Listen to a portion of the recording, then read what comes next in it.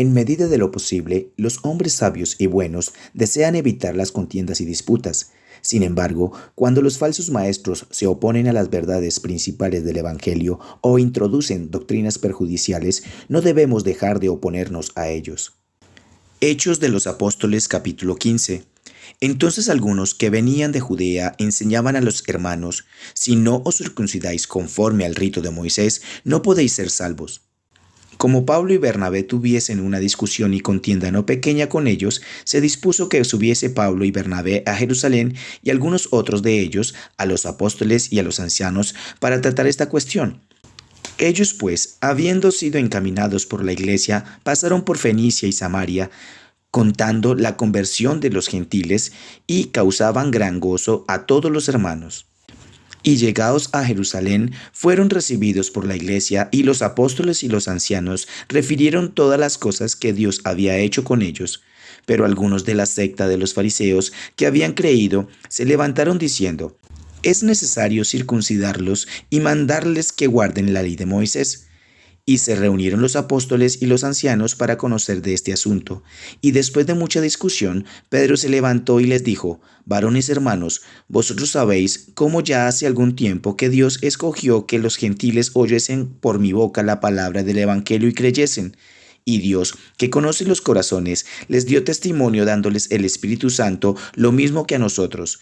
Y ninguna diferencia hizo entre nosotros y ellos, purificando con la fe sus corazones. Ahora pues, ¿por qué tentáis a Dios pidiendo sobre la cerviz de los discípulos un yugo que ni nuestros padres ni nosotros hemos podido llevar? Antes creemos que por la gracia del Señor Jesús seremos salvos de igual modo que ellos.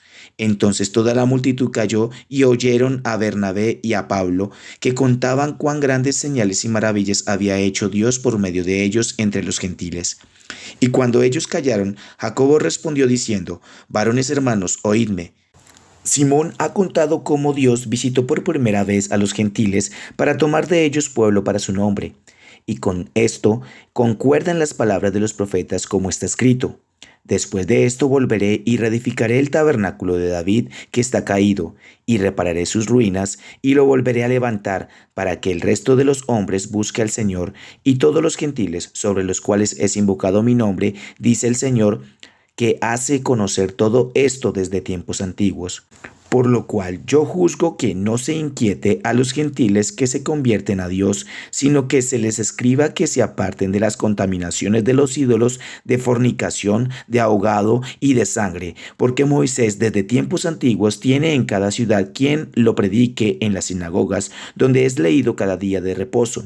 Entonces pareció bien a los apóstoles y a los ancianos con toda la iglesia elegir de entre ellos varones y enviarlos a Antioquía con Pablo y Bernabé, a Judas, que tenía por sobrenombre Barsabás, y a Silas, varones principales entre los hermanos, y escribir por conducto de ellos, los apóstoles y los ancianos y los hermanos, a los hermanos de entre los gentiles que están en Antioquía, en Siria y en Cilicia, salud. Por cuanto hemos oído que algunos que han salido de nosotros, a los cuales no dimos orden, os han inquietado con palabras, perturbando vuestras almas, mandando circuncidaros y guardar la ley. Nos ha parecido bien, habiendo llegado a un acuerdo, elegir varones y enviarlos a vosotros con nuestros amados Bernabé y Pablo, hombres que han expuesto su vida por el nombre de nuestro Señor Jesucristo. Así que enviamos a Judas y a Silas, los cuales también de palabra os harán saber lo mismo, porque ha parecido bien al Espíritu Santo y a nosotros no imponeros ninguna carga más que estas cosas necesarias, que os abstengáis de lo sacrificado a ídolos, de sangre, de ahogado y de fornicación, de las cuales cosas, si os guardareis, bien haréis, pasadlo bien. Así pues, los que fueron enviados desde Antioquía y reuniendo a la congregación, entregaron la carta. Habiendo leído la carta, se regocijaron por la consolación. Y Judas y Silas, como ellos también eran profetas, consolaron y confirmaron a los hermanos con abundancia de palabras. Y pasando algún tiempo allí, fueron despedidos en paz por los hermanos para volver a aquellos que los habían enviado.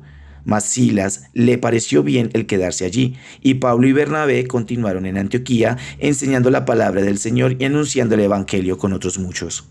Después de algunos días, Pablo dijo a Bernabé: volvamos a visitar a los hermanos en todas las ciudades en que hemos anunciado la palabra del Señor para ver cómo están.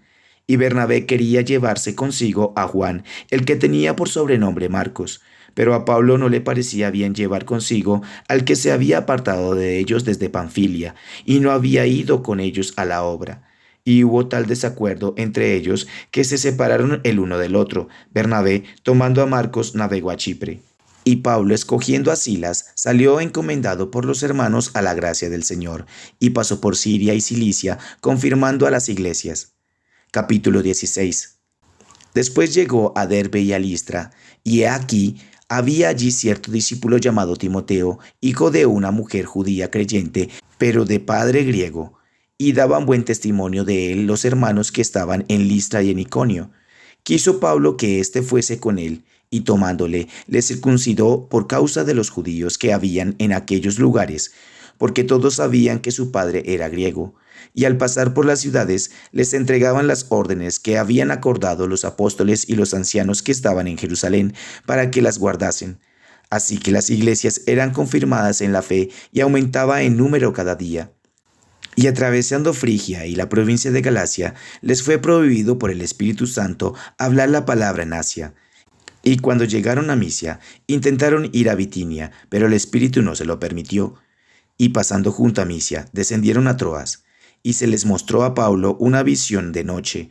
Un varón macedonio estaba en pie, rogándole diciendo: pasa a Macedonia y ayúdanos.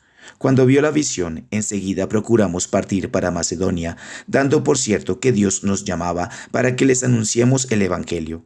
Zarpando pues de Troas, vinimos con rumbo directo a Samotracia y el día siguiente a Neápolis, y de allí a Filipos, que es la primera ciudad de la provincia de Macedonia y una colonia, y estuvimos en aquella ciudad algunos días.